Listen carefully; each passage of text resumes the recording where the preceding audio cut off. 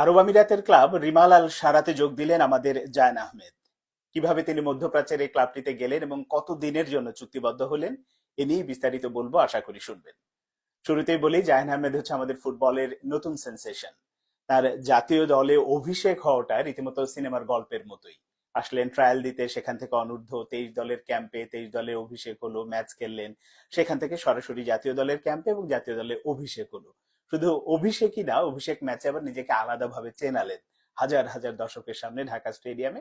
এবং তারপরের গল্পটা তো আমরা সবাই জানি। এখন একাদশের নিয়মিত সদস্যই বলা যায় হচ্ছে জায়ন আহমেদ। সেই জায়ন আহমেদ সর্বশেষ ম্যাচ খেলেছেন ভারতের বিপক্ষে ঢাকায়। তারপরে ফিরে গিয়েছেন হচ্ছে আমেরিকাতে, যেখানে তিনি বেড়ে উঠেছেন, ওখানেই তিনি ফুটবল খেলেন কলেজ লেভেলে, ইউনিভার্সিটি লেভেলে। তো তারপরেও তার তো ফুটবল ক্যারিয়ার যেভাবে এগোচ্ছে, ইয়াং একজন ফুটবলার, তিনি ক্যারিয়ারটাকে আরো অনেক দূরে নিয়ে যেতে চান। এই কারণে এবার যাওয়ার পর থেকে তিনি ক্লাব খুঁজছিলেন, কোথায় ক্লাব পাওয়া যায়, কোন ক্লাবের সাথে চুক্তিবদ্ধ হওয়া যায়। তার বাবা এক্ষেত্রে বড় একটা ভূমিকা পালন করছে, বলা যায় যে মানে কোচ হিসেবে বা এজেন্ট হিসেবে কাজ করছেন, এরকমও যদি বলা যায়। কারণ তিনি কিছুদিন আগে কানাডাতে গিয়েছিলেন এবং কানাডাতে যাওয়ার পরে সেখানে কয়েকজন এজেন্ট তাকে আলাদাভাবে দেখেছে, ট্রেনিং সেশন করিয়েছে, তার সিভি বিভিন্ন ক্লাবে দেয়া হয়েছিল। শুরুতে ইউরোপের দিকে, আমি যতটুকু জানি যে মন্টিনিগ্রোর একটা ক্লাবের সাথে কথা হচ্ছিল, সেখান থেকে ক্রোয়েশিয়ার একটা ক্লাবের চুক্তিও তিনি মানে কন্ট্রাক্ট পেপারও পেয়ে গিয়েছিলেন। এরই মধ্যে দুবাইয়ের এই ক্লাবটার অফার তিনি পান এবং আমেরিকা থেকে তিনি আবার দুবাইয়ে গেছেন। সেখানে ওই ক্লাব, আমি যে ক্লাবটির নাম বললাম রিমাল আল সারা, তারা এখন আরব আমিরাতের থার্ড ডিভিশনের ক্লাব, কিন্তু এখন যে পজিশনে আছে মানে মৌসুমের তো মাঝামাঝি অবস্থায় আছে, তারা মানে এই নেক্সট মৌসুমে সেকেন্ড ডিভিশনে উঠে যাবে। এবং এই ক্লাবটি থেকে যখন অফার পেয়েছে তিনি সেখানে গেছেন। সেখানে গিয়ে ট্রেনিং সেশনে অংশ নিয়েছেন, কয়েকটি ট্রেনিং সেশন কোচ দেখেছে। আপনার যে ক্লাবের তারা ম্যানেজমেন্ট আছে, যারা মালিক পক্ষ আছে, তারা সবাই দেখেছে এবং জায়ানের পারফরমেন্স দেখে ওভারঅল সন্তুষ্ট না, তাকে নেওয়া যেতে পারে, তিনি ভবিষ্যৎ তারকা হয়ে উঠবেন এই ক্লাবটির, এরকম একটি ভাবনা থেকেই তার সাথে আসলে চুক্তি করা হচ্ছে।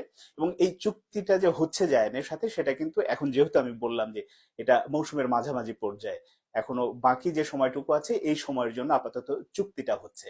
কিন্তু যেহেতু ক্লাবটি সেকেন্ড ডিভিশনে উঠে গেলে তার সাথে আসলে চুক্তি বাড়বে এবং নিজে যদি ওভাবে মেলে ধরতে পারেন, নিজেকে প্রমাণ করতে পারেন, যেমনটা হয়েছে বাংলাদেশ জাতীয় দলের জার্সি গায়ে, সেটা যদি এই ক্লাবের ক্ষেত্রে হয়, তাহলে তো পরবর্তীতে হয়তো এই ক্লাবের সাথে চুক্তি হবে বা নিজে পারফরমেন্স দিয়ে আরো উপরের দিকে যদি যেতে চান, সেটা আরব আমিরাত থেকে হয়তো। এখন যেহেতু বেশিরভাগ ফুটবলার, রোনালদো বলি, নেইমার যদিও চলে গেছে, মানে এখন তো সবাই মধ্যপ্রাচ্য কেন্দ্রিক, সেদিকেও যদি বড় কোনো ক্লাবের সুযোগ পায়, সেদিকেও হয়তো জায়ান আহমেদ চলে যাবেন। এটাই হচ্ছে মূল বিষয়, যে জায়ান আহমেদ এখন তার ফুটবল ক্যারিয়ারটার দিকেই আসলে মনোযোগী বেশি। পড়াশোনা আছে, অবশ্যই আছে পড়াশোনা ওটা, কিন্তু তার পাশাপাশি ফুটবল ক্যারিয়ারটাকে কত দ্রুত এগোনো যায়, কিভাবে এগোনো যায়, আরো ভালো জায়গায় যাওয়া যায়, সেই চেষ্টাতেই তিনি আছেন। যদিও বাংলাদেশের কয়েকটি ক্লাব থেকেও আসলে এরকম অফার করা হয়েছিল, কিন্তু শেষ পর্যন্ত নিজের সিদ্ধান্তটা তিনি নিজেই নিয়েছেন, পরামর্শক হিসেবে তার বাবার কাছ থেকে যে পরামর্শটা।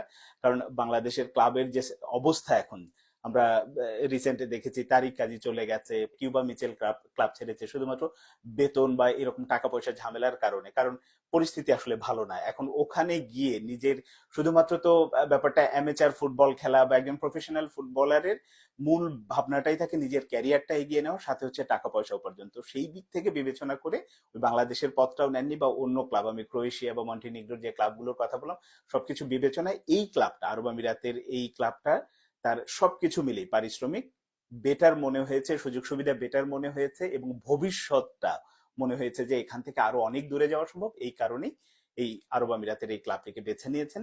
এখন এখান থেকে পারফর্ম করে আমাদের মূল যে এটা, জায়ন আহমেদ ধীরে ধীরে নিজেকে ইমপ্রুভ করবেন, অনেক দূরে যাবেন। আর মূল জায়গা যেটা হচ্ছে বাংলাদেশের জাতীয় দলের জার্সিতে আগামী 31শে মার্চ, যেটা সিঙ্গাপুরের মাটিতে হবে, সেখানে ম্যাচ আছে, সেখানেও জায়ানকে পাওয়া যাবে। তার আগে ভিয়েতনামের বিপক্ষে 26শে মার্চ সম্ভবত বাংলাদেশ একটি ম্যাচ খেলবে, প্রীতি ম্যাচ, সেখানেও জায়ানকে পাওয়া যাবে। এখন মানে জায়ানকে আমরা নতুন রূপে পাবো, যে একটা ক্লাব ফুটবল খেলছে, সেখান থেকে আসছে। হয়তো আপাত দৃষ্টিতে যে কারো মনে হতে পারে আরব আমিরাতের থার্ড ডিভিশনের ক্লাব এ আর এমন কি, কিন্তু ব্যাপারটা কিন্তু তা না। আরব আমিরাতের এই ক্লাবটিতে ইউরোপ বলেন, আফ্রিকা বলেন, এশিয়া বলেন, বিভিন্ন দেশের ফুটবলাররা এখানে খেলেন এবং ক্লাবের মান বলেন, কোচিং স্টাফ বলেন, সুযোগ সুবিধা বলেন, পারিশ্রমিক বলেন, সবকিছুই ভালো। এই কারণে এই ক্লাবটিকে জায়ন আহমেদ বেছে নিয়েছেন, এখান থেকে নিজের ফুটবল ক্যারিয়ারটাকে ওপরের দিকে নিয়ে যেতে চান। এখন সেই শুভ কামনাটা পার্সোনালি আমার পক্ষ থেকে প্রত্যেকটা ফুটবল প্রেমী আশা করে, কারণ বাংলাদেশে একজন ফুটবল প্লেয়ার আরো উপরের দিকে যাবে, আরো ভালো করবে, এটা সবাই প্রত্যাশা। এখন দেখা যাক জাহান আহমেদের ক্যারিয়ার এখান থেকে, ক্লাব ক্যারিয়ার যেখান থেকে এখন শুরু হলো, আমি বলবো যে নতুন শুরু, মানে সেই ইউএসএ কলেজ ফুটবল, ইউনিভার্সিটি ফুটবলের পরে এখন প্রফেশনাল একটা ক্লাব দিয়ে যেভাবে এগোনো শুরু করলেন, এইটা কোথায় গিয়ে নিয়ে যেতে পারেন জায়ান আহমেদ, সেটা দেখার অপেক্ষায় এখন আমরা সবাই।